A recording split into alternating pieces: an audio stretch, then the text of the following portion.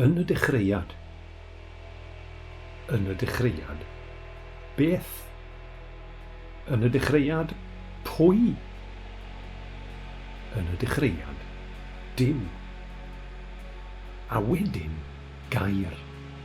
Gair ffrwydrol.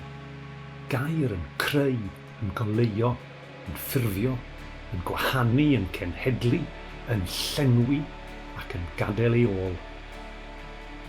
Atom wrth atom, cell wrth gell, cymal wrth gymal, corff wrth gorff, yn siapiau, ffurfiau, yn symud, yn fywyd, yn lliw.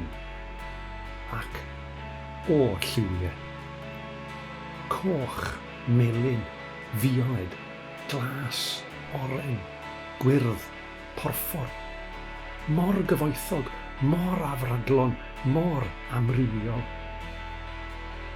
Y mae'r nefoedd yn adrodd gogoniant Duw a'r ffurfafen yn mynegu gwaith ei ddwylo.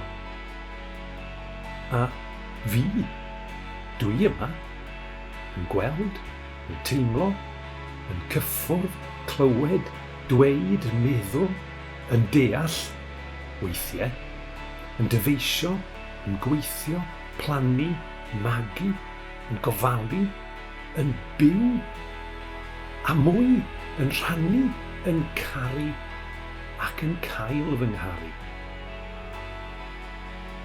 Pan edrychaf ar y nefoedd, gwaith dyfysedd, y lloer a'r ser a rofaist yn ei lle, beth yw mei drolyn i ti ei gofio, a'r teulu dynol i ti ofalu amdano.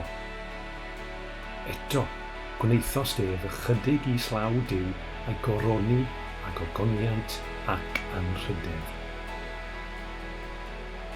Yn y dechreuad, ti, ac yn y diwedd, ti, a thu ôl i bob dim, ti.